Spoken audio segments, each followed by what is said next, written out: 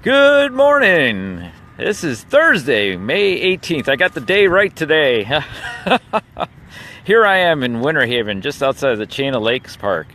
And we were talking over the last couple days about thinking, about sharing your thoughts and getting them upgraded.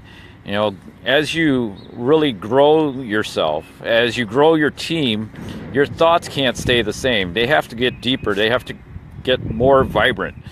And the only way to do that is once you've talked about it and shared and got to that better idea, you got to take it out for a ride. You know, one of the things that we think about is,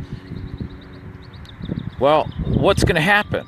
You know, I got this thought, what's going to happen when I start employing it? Sometimes I know back when I was in the bank, we would just try to, think about the idea, plan it, for what's the process, get all the regulatory documents in place, take it up the chain of command, and what's happening there.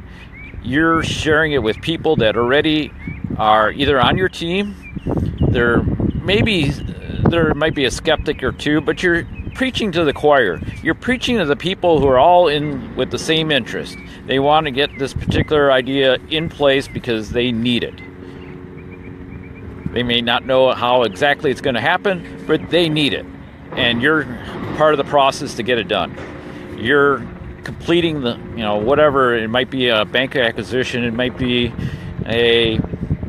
just a new product that you're launching and want to make sure that all the safeguards are in place and everything is checked off. But everybody's in on the same process. And really, when you start taking it out, you want to take it out to the people that don't know you. This is the key for teams, for making sure you don't have groupthink, is really take it out to people that don't know you, take it out to strangers, take it out to people that have not even heard of this idea, take it out especially to the skeptics. I know we only did that once or twice, where we actually sat down with people that we know were going to be negative about it, and we shared with them what the solution was, what our thought was, where we were at, and then we were living it. And that only happens a few times. I know in our companies, we don't really take it out and take it for a spin. We got to have all the checkoffs, and then maybe at some point, 3, 6, 12 months later, we might be forced to come back and take a look at it and say, is it working? Is it not? If it's a product, we might come back to it sooner to find out. But for the most part, we're invested in it, and it's going to happen. And that's where we fail, because we don't take enough time to make sure that thought is upgraded enough. We really build another boundary. We were talking yesterday about boundaries. That's an invisible boundary. We're making sure that something is going to go forward regardless of whether that idea is fully vetted or not. Over the weekend, one of my mentors, Paul Martinelli, in this workshop that we spent 3 hours, Eric and Lisa and I were listening to how we talk about our boundaries, and it's one of the things we're looking at for developing ourselves further to take our minds to another level.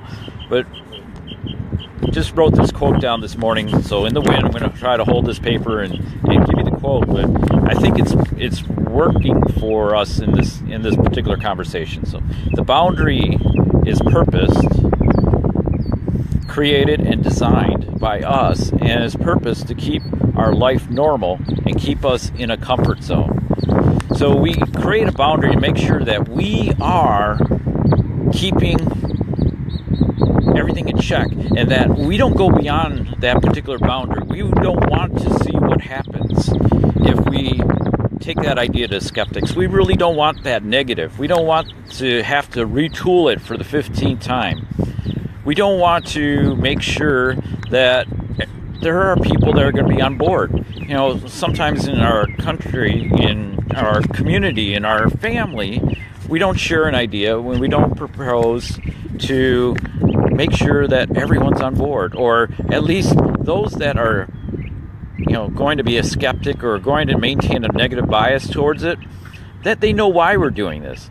And sure, we're going to get some pushback, but how many times have you felt when you took it to somebody that you know was going to be a skeptic and they walked away and said, I understand where you're coming from and I appreciate you sharing it with me. I might not totally agree with it, but I can see what you're going to do and I think it's okay.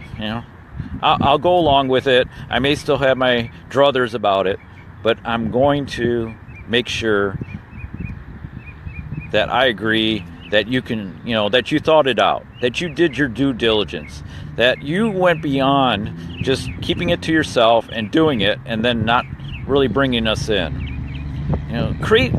Stop creating divisions, stop creating boundaries. That's our thoughts for today.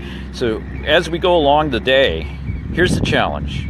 Where is it that we don't talk to our skeptics? I was just talking with Rick at the restaurant this morning. We're having a meeting after the meeting, and the discussion was, we are creating relationships. How many things are we pushing off to technology where we create a distance with the people that we need to create relationships with? Let's build that relationship. We can't get things done with technology by itself. We need people to be part of this process. And sometimes it's going to be an idea that is going to, cause some feather ruffling. And, much like the wind, it's going to raise those things up and, like the porcupine, we're going to have to put those needles out at us and we're going to have to deal with them. But if we simply approach with a calm, positive atmosphere, a friendly relationship that we've built on trust and friendship, we may not agree wholeheartedly with each other, but we can appreciate and value each other.